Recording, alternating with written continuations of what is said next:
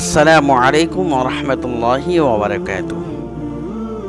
আলহামদুলিল্লাহি রাব্বিল আলামিন ওয়াল আকিবাতু লিল মুত্তাকিন ওয়াস সালাতু ওয়াস সালামু আলা নাবিয়্যিহি মুহাম্মাদিন ওয়া আলিহি ওয়া আসহাবিহি আজমাইন, আম্মা বা'দ।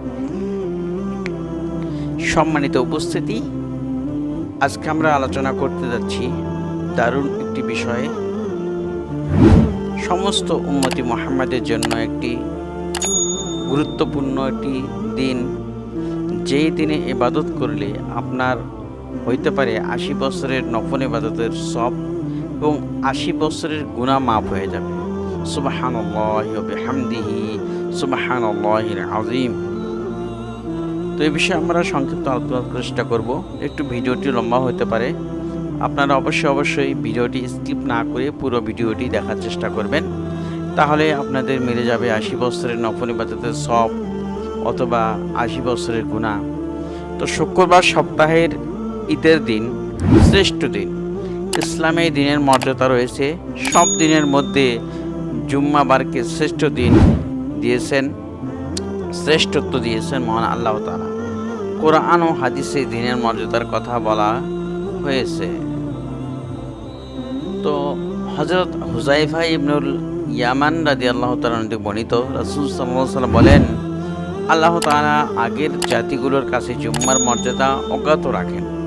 তাই ইহুদিরা শনিবার নির্ধারণ করে আর খ্রিস্টানরা রোববার নির্ধারণ করে। অতঃপর আমরা আসি, আমাদের কাছে তিনি জুম্মার দিনের মর্যাদা প্রকাশ করেন। এটি মুসলিম হাদিসে 856 এসেছে। তো জুম্মার দিন অন্যতম একটি আমলের নাম দরুদ পাঠ। দরুদ শব্দটি আরবি সালাত শব্দের সমর্থক। সালাত অর্থ ক্ষমা প্রার্থনা করা, রহমত বর্ষণ করা, দোয়া করা, কল্যাণ কামনা করা ইত্যাদি। রাসূল সাল্লাল্লাহু আলাইহি সাল্লামের উপর দরুদ পাঠ আমাদের জন্য ওয়াজিব। জুম্মার দিনে বেশি বেশি দরুদ পাঠের কথা হাদিস শরীফে এসেছে। তো হযরত আবু উমামা রাদিয়াল্লাহু তাআলা বর্ণিত, হযরত রাসূল সাল্লাল্লাহু আলাইহি সাল্লাম বলেন, তোমরা জুম্মার দিনে আমার উপর বেশি বেশি দরুদ পাঠ করো, কেননা তোমাদের পাঠকৃত দরুদ আমার সামনে পেশ করা হয়। আর বলা হয়েছে, যে ব্যক্তি আমার উপর সবচেয়ে বেশি দরুদ পাঠের সে ব্যক্তি কিয়ামতের দিন সবচেয়ে আমার নিকটতম হবে। অর্থাৎ যে ব্যক্তি বেশি দরুদ পাঠ করবে, আল্লাহ তাআলা তাকে কি করবে? রাসূল সাল্লাল্লাহু আলাইহি ওয়াসাল্লামের একেবারে নিকটবর্তী করে দিবেন। এটি আবু দাউদ 1047, তারগীব 1157। তো হযরত আনাস রাদিয়াল্লাহু তাআলা থেকে বর্ণিত, হযরত রাসূল সাল্লাল্লাহু আলাইহি ওয়াসাল্লাম বলেন, তোমরা জুম্মার দিনে বেশি বেশি দরুদ পাঠ করো, কারণ জিবরাইল আলাইহিস সালাতু ওয়াস সালাম এইমাত্র আল্লাহ তাআলার বাণী নিয়ে হাজির হলেন। আল্লাহ তাআলা বলেন, পৃথিবীতে যখন কোনো মুসলমান আপনার উপর একবার দরুদ পাঠ করে, আমি তার উপর 10 বার রহমত নাজিল করি। সুবহানাল্লাহ। আমার সব ফেরেশতা তার জন্য 10 বার ইস্তেগফার করে। এটাও তারগীব 229। অপর হাদিসে বর্ণিত আছে, হযরত আবু হুরায়রা রাদিয়াল্লাহু তাআলা আনহু থেকে বর্ণিত, নবী করিম সাল্লাল্লাহু আলাইহি ওয়াসাল্লাম বলেন, আমার উপর দরুদ পাঠ করা পুলসিরাত পার হওয়ার সময় আলো হবে। যে ব্যক্তি জুম্মার দিন ৮০ বার দরুদ পড়ে, তার ৮০ বছরের গুনাহ মাফ করে দেওয়া হয়।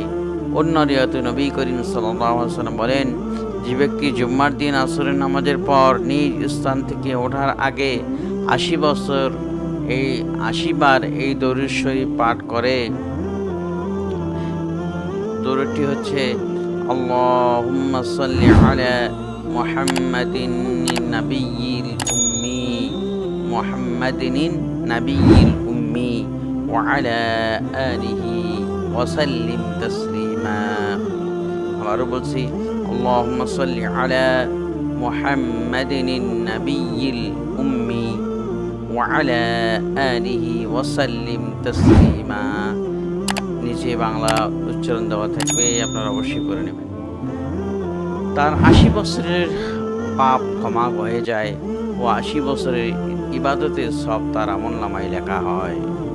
এটি আফজালুস সালাওয়াত 26, আর তারগিব ফি ফাজাইলিল আমাল 14 পৃষ্ঠা এটি বলা হয়েছে। হাদিসে হযরত আলী রাদিয়াল্লাহু তাআলা আনহু বর্ণনা করেন, যে ব্যক্তি নবী করিম সাল্লাল্লাহু আলাইহি সাল্লামের উপর জুম্মার দিন 100 বার দরুদ পাঠ করে, সে কিয়ামতের দিন এমন অবস্থায় উঠবে যে তার চেহারায় নূরের জ্যোতি দেখে লোকেরা বলাবলি করতে থাকবে, এই ব্যক্তি কি আমল করেছিল।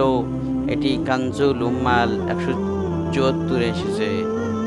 হযরত আবু উমামা রাদিয়াল্লাহু তাআলা আনহু বর্ণিত হাদিসে রাসূল সাল্লাল্লাহু আলাইহি বলেন, আমার উপর জুম্মার দিন বেশি বেশি দরুদ পাঠ করো, কারণ আমার উম্মতের দরুদ জুম্মার দিন আমার কাছে পৌঁছানো হয়। যে ব্যক্তি আমার উপর সবচেয়ে বেশি দরুদ পাঠাবে, সে ব্যক্তি কিয়ামতের দিন সবচেয়ে আমার নিকটতম হবে। তারগিব 157।